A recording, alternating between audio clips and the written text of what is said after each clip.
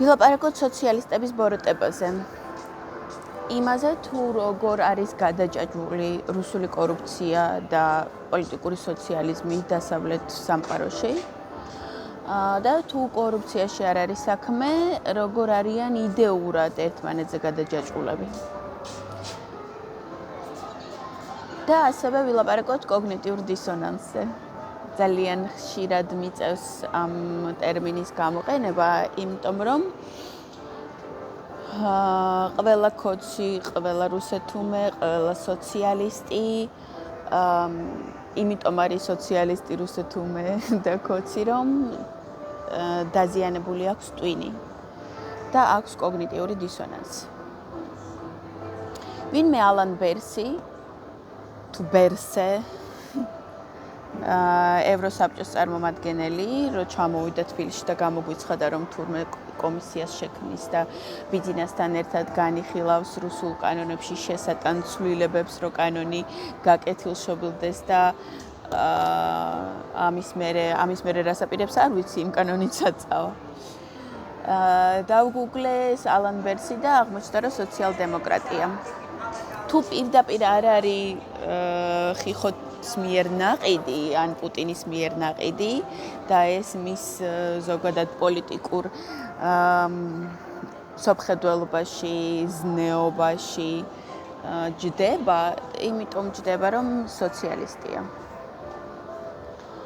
მე მინდოდა გადაღება სოციალიზმზე და კოგნიტიურ დისონანსზე ცალკე გადაცემის, მაგრამ აქციების გამო გამეწელა და არ ვიცი სადამდე გაიწელება. ბევრი რაღაც გამეწელა, ბევრი დაგეგმილი ვიდეო გამეწელა, იმიტომ რომ ახლა რაც ხდება უფრო მნიშვნელოვანია და ახლა რაც ხდება იმაზე ლაპარაკი უფრო მნიშვნელოვანია, ვიდრე ზოგად რაღაცაებზე და ეს კოგნიტიური დისონანსი და სოციალიზმი ზოგადია. სოციალ-დემოკრატია არის ოქსიმორონი, იმიტომ რომ იქ სადაც სოციალიზმია, არ არსებობს დემოკრატია. სოციალისტებს უყვართ რუსული ტიპის პოლიტიკოსები, უყვართ ტირანები, უყვართ უზურპატორები, იმიტომ რომ უყვართ სახელმწიფოს ძალაუფლება საზოგადოებაზე. ამიტომ სოციალისტი დემოკრატი ვერასდროს ვერ არის და ეს სახელი სოციალ-დემოკრატი არის ტყუილი. მთელი ზაფხული ვლაპარაკობდი იმაზე, რამოდენიმე ვიდეოშიც მაქვს ნანახი და Facebook-ზე მიდევს პოსტები, წერდი კიდევაც, რომ ბიძინამ იმდენად არალოგიკური იყო მისი მხრიდან ამ კანონის მიღება, რომ ეტყობოდა, რომ მიიღო მხოლოდ იმისთვის, რომ მერე ივაჭროს. და ივაჭროს იმაზე, რომ მაღიარეთ ახლა მე და იმ კანონს გავაუქმე. მე ამ ვიდეოს ქვეშ დავდებ იმ ვიდეოებს, სადაც ამაზე ადრე ვლაპარაკობდი. პოსტებსაც, Facebook პოსტებსაც დავდებ ტექსტური პოსტების იმაში განყოფილებაში YouTube-ს ხო აქვს ტექსტური პოსტების განყოფილება, იქ დავდებ Facebook-ის პოსტების სკრინებს. და დაიწყო ზუსტად ეს ვაჭრობა. და ეს ალან ბერსე იმაზე ბევრად უტიფარი და რუსი ბონძღი ტიპია, ვიდრე შარმიშელი იყო 2020-ში. იმიტომ რომ სრულიად გაუგონა რაღაცას აკეთებს, თან აკეთებს იმის ფონზე, რომ ყველა ოპოზიციურ პარტიამ გაუშვა რუსული გემის ტრაექტორიაზე.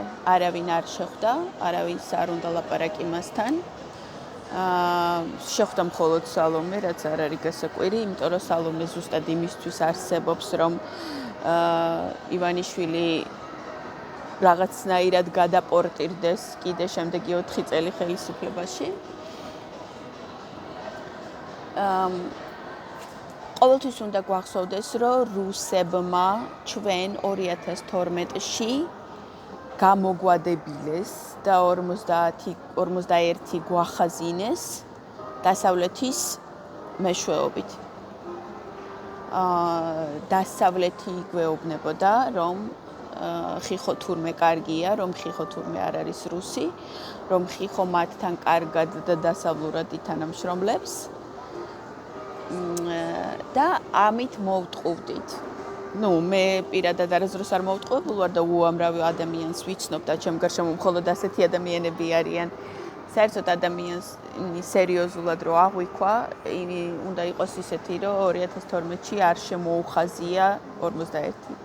ვისაც 2012-ში 51 აქვს შემოხაზული, იმას მე ჭკვიან ადამიანად არ ვთვლი, ამიტომ სერიოზულად არასდროს არ აღვიქვამ, რასაც არ უნდა აკეთებდეს.